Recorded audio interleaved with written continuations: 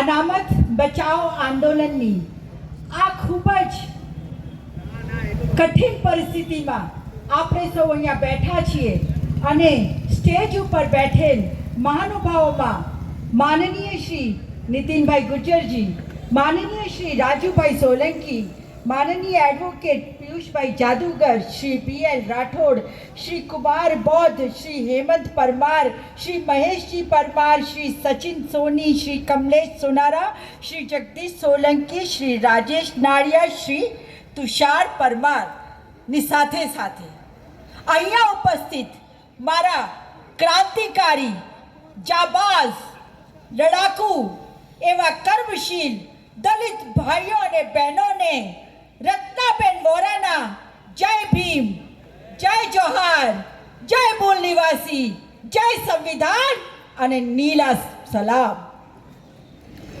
સાથીઓ, મહામાનવ, મહાનાયક, વિશ્વ બુદ્ધિ, બોધિસત્વ, દલિતો, આદિવાસી, મહિલાઓ, મજૂરોને સમતા, સમાનતા અને સ્વતંત્રતાનું ન્યાય અપાવનાર, સાથે સાથે જ વિશ્વ વિભૂતિ અને ભારત રત્ન ડોક્ટર ભીમરાવ આંબેડકરને કોટી કોટી નમન કરીને વંદન કરું છું. તેમજ તથાગત ગૌતમ બુદ્ધ, સંત કબીર, સંત રોહિદાસ, ભગવાન બિરસા મુંડા, છત્રપતિ શિવાજી મહારાજ, મહાત્મા જ્યોતિબા ફૂલે, છત્રપતિ સાહુજી મહારાજ, ડોક્ટર રામ મનોહર લોહિયા, સાથે સાથે જ વીપી સિંહ તેમજ માન્ય કાશીરામજીને યાદ કરી જ ભારતના પ્રથમ મહિલા શિક્ષિકા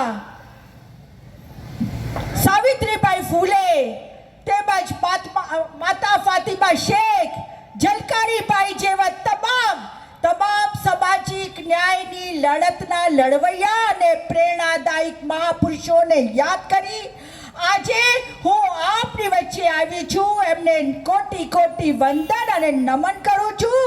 અને હવે આજે વાત કરવી છે મનુવાદની, આજે વાત કરવી છે બ્રાહ્મણવાદની, આજે વાત કરવી છે સામાજિક અસમાનતાની, આજે વાત કરવી છે બંધારણની, આજે વાત કરવી છે આ મનુવાદી જે બ્રાહ્મણ જજો છે તેમને જે વર્ગીકરણ આપ્યું છે એની વાત કરવી છે. તે જે ક્રિમિલિયરની વાત કરી છે એની વાત કરવી છે.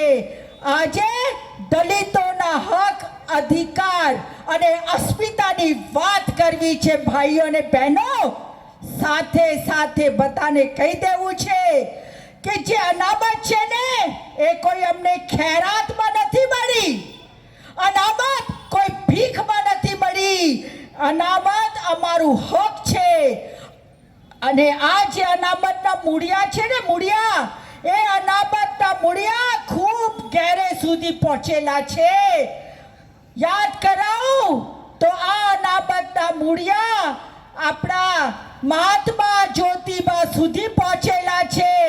તે સર્વપ્રથમ બ્રિટિશ સરકારની સામે જે હન્ટર કમિશન હતું ત્યારે પછાતોને, દલિતોને અનામત માટેની ભલામણ કરી અને ત્યારે જ એ જ અનામતને છત્રપતિ સાહુજી મહારાજે લાગુ કરાવી એમના શાસનમાં. અને તેમનાથી પ્રેરણા લઈને બાબા સાહેબ ભીમરાવ આંબેડકર સાહેબે પૂના પેક્ટ દ્વારા દલિતોને અનામત અપાવી છે, આદિવાસીઓને અનામત અપાવી છે. તો આ અનામત જ્યારે અપાવી ત્યારે, અને આજે પણ કહું છું કે અનામત અમારો હક છે, અધિકાર છે અને અનામત મળી છે કારણ કે અમારી સાથે જુલ્મો થયેલા છે, અમારી સાથે પાશવિક વર્તા થયેલી છે, અમારી સાથે ગુલામોની જેમ વર્તન થયેલું છે, અમારા ગળામાં માટલી અને પાછળ ઝાડુ લગાવેલું છે. એટલા માટે અમે સૌ લોકો અનામત અને સામાજિક અસમાનતા ભોગવી છે અમે લોકોએ. સાથીઓ, મારે કહેવું છે કે આર્ટિકલ 341 ઓફ કોન્સ્ટિટ્યુશનમાં જે રીતે શેડ્યુલ કાસ્ટની લિસ્ટ બની છે એ આર્થિક અનામતથી નહીં, પરંતુ જે સામાજિક અન્યાય અમે લોકો બેઠ્યું છે એના કારણે લિસ્ટ બની છે, અને એના કારણે આપણે આજે આ અનામત ભોગવી રહ્યા છીએ. તો મારે તો એટલું જ કહેવું છે ભાઈઓ અને બહેનો કે આપણે હવે જો આ ચુકાદાની વાત કરું તો આ ચુકાદો ખૂબ જ દોષપૂર્ણ ચુકાદો છે. આ ચુકાદો આપણા દલિતોના વિરુદ્ધનો ચુકાદો છે, અને આ ચુકાદો સંવૈધાનિક બંધારણના વિરુદ્ધનો ચુકાદો છે, અને આ ચુકાદો ફક્ત ને ફક્ત અનામતને નાબૂદ કરવાનો ચુકાદો છે. અને આ ચુકાદો ચોખ્ખી રીતે કહી દેવા માંગુ છું, જે પણ કોઈ અહીંયા બેઠા હોય ભાજપ અને આરએસએસની માનસિકતા લઈને, તો કહેવા માંગુ છું કે આ ચુકાદો આરએસએસનો એજન્ડા છે, એક છુપો એજન્ડા છે, અને એને અમલમાં મૂક્યું છે. તો આપણા સુપ્રીમ કોર્ટના 7 જજોમાંથી 6 જજો, અને એ 6 જજોમાંથી પણ 5 બ્રાહ્મણ જજોએ આ ચુકાદો આપ્યો છે. આપણા વિરુદ્ધમાં વર્ગીકરણ કરવાનો ચુકાદો, ક્રીમી લેયર લેવાનો ચુકાદો. સાથીઓ, ઈવી ચેન્નૈયાના કેસમાં જે દલિત સમાજ છે એને હોમોજીનિયસ કહેવામાં આવ્યું છે. હોમોજીનિયસ એટલે કે એક સમુદાય, તેમના ભાગલા ના થઈ શકે, તેમની અંદર વર્ગીકરણ ના થઈ શકે. જ્યારે આ ચુકાદો ઈવી ચેન્નૈયાનું અણખીલી તરીકે વચ્ચે આવતો હતો, તો પછી આ 7 જજોની બેન્ચો બ્રાહ્મણવાદીઓ લોકોએ આપણી સામે આ ચુકાદો લાવીને મૂકી દીધું 1 ઓગસ્ટ 2024. યાદ રાખજો, આ તારીખને યાદ કરવાની જરૂર છે કે જો આપણે આજે એક નહીં થઈએ અને આપણી એકતા નહીં બતાવીએ તો આજ 1 ઓગસ્ટનો ચુકાદો આપણા વિરુદ્ધનો સૌથી મોટો ચુકાદો કહેવાશે. અને સાથીઓ, જ્યારથી બાબા સાહેબ આંબેડકરે આપણને બંધારણમાં અનામત આપી છે ત્યારથી જ બધાને અનામત ખૂંચે છે. સૌથી પહેલા 1951માં ચંપકમ દોરાઈ રાજન કેસ ઓફ સ્ટેટ ઓફ મદ્રાસમાં જજોએ કીધું કે ભાઈ આ જે છે અનામત આપવી એટલે કે આર્ટિકલ 15 નું ભંગ થાય છે, રાઇટ ટુ ઇક્વાલિટીનું ભંગ થાય છે.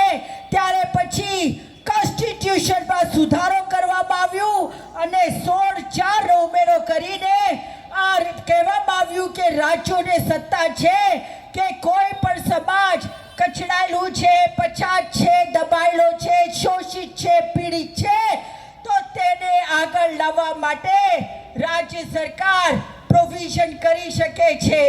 તો એટલા માટે છેક 1950-51 થી લઈને 2024 સુધી 77 વર્ષ ગુજરી ગયા છે. આપણી આઝાદીના 77 વર્ષ ગુજરી ગયા છતાંય આ જે સ્વર્ણ માનસિકતાવાળા લોકો છે, આ બ્રાહ્મણો છે, એ બ્રાહ્મણોને આપનો અનામત હંમેશાથી ખૂંચે છે. અને સુપ્રીમ કોર્ટના અલગ જજમેન્ટો આપીને તે લોકો આપણા અનામતને ખતમ કરવાનું કાવતરું કરતા હોય છે. તો આજે આપણે આ ચુકાદાનો ભરપૂર વિરોધ કરવાનો છે. સાથીઓ, હું એટલું કહીશ કે જે વર્ગીકરણની વાત કરવામાં આવી છે, અમારો કોઈ સાથી, કોઈ દલિત ભાઈ, દલિત બહેન, ગમે તે જાતિની હોય, જો સમકક્ષ આગળ આવતી હોય તો અમને કોઈને કોઈ વિરોધ નથી. અને જસ્ટિસ BR ગવઈ એ તો દલિત સમાજના છે, પરંતુ આ આરએસએસ વાળાઓએ જસ્ટિસ BR ગવઈથી કહેવડાવી દીધું કે ભૈયા કોઈને એકવાર અનામત પડી ગઈ હોય તો એ પરિવારમાં એ પેઢીમાં બીજી વાર અનામત અનામત નહીં આપવાની. અને જસ્ટિસ ગવઈ સાહેબે એકદમ વાહિયાત ચુકાદામાં દાખલો આપ્યો કે જનરલ ડબ્બામાં જે લોકો બેઠા છે એ લોકો લાભ લઈને બેઠેલા દલિતો છે અને બીજા દલિતોને આવવા નથી દેતા. તો મારે તો કહેવું છે કે જો જનરલ ડબ્બાની બહાર બેઠેલો વ્યક્તિ ડબ્બામાં ચડવા માટે સક્ષમ ન હોય તો પછી એને કેવી રીતે અંદર આવશે? કહેવાનો મતલબ, અગર કોઈ પણ અનુસૂચિત જાતિના વ્યક્તિને અનામતનો લાભ લેવું છે, 12મા પછી કોલેજમાં એડમિશન લેવું છે, તો કમસે કમ એને 12મું તો પાસ કરવું જ પડશે ને, ત્યારે જઈને કોલેજમાં એડમિશન લે છે. એવી જ રીતે જો કોઈને સરકારી નોકરી લેવી હોય તો સરકારી નોકરી લેવા માટે ગ્રેજ્યુએટ તો થવું પડશે ને. તો મારે આ જે જજો છે, આ જે મનુવાદી જજો છે, એમને કહેવું છે, સાહેબ તમારી પાસે આંકડા ક્યાં? તમે કયા આંકડાના આધારે કહી દીધું કે એક દલિતોમાંથી એક વર્ગ બહુ આગળ નીકળી ગયું છે એટલે એમને બાકાત રાખો અને હવે બીજા લોકોને ચાન્સ આપો? આંકડા ક્યાં છે? એના માટે તો સૌથી પહેલા તમારે જાતિગત જનગણના કરાવવી પડશે.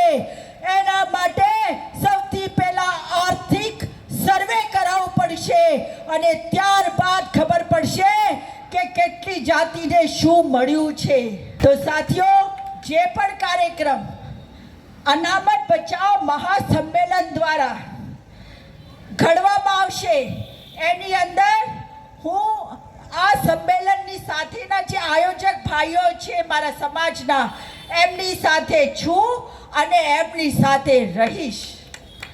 અને જ્યાં સુધી આ ચુકાદાની સમીક્ષા નહીં કરવામાં આવે, રિવ્યુમાં બદલવામાં નહીં આવે ત્યાં સુધી અને પાર્લામેન્ટમાં હવે આને બદલવાનું કામ બંધારણમાં સુધારો લાવીને આ બેઠેલી ભારતીય જનતા પાર્ટીની આ જે બેસાખીઓ પર બેઠેલી મોદીની સરકાર છે ને, એનું કામ છે. અને એને બંધારણમાં સુધારો કરીને આ ચુકાદાને પલટવું જ પડશે. એ જ આપણા સૌ દલિત સમાજની એકતાનું ભવિષ્યમાં પરિણામ આવવાનું છે. એ સાથે હું મારી વાત અહીંયા ખતમ કરું છું. આપ સૌ એટલા ઉકળતા તડકામાં પણ અહીંયા બેઠા છો, ધન્ય છે આપ સૌ ભાઈઓ ને બહેનોને. ખરેખર જ્યારે પણ કોઈ આંદોલન શરૂ થાય ત્યારે આંદોલનમાં હજારો લાખોની ભીડ નથી હોતી. આંદોલનમાં જો એ સાચે રસ્તે જતો હોય તો એવા જ ગળ્યા ગાંઠ્યા લોકોની અંદર એ આંદોલન કરવાની ભાવના હોય છે અને ત્યારે જે આંદોલન ક્રાંતિ તરફ લઈ જાય છે. તો બસ મારી આટલી જ વાત કરીને હું આપ લોકોના વચ્ચેથી વિદાય લઉં છું. જય ભીમ, જય ભારત. ખૂબ ખૂબ અભિનંદન રત્નાબેન.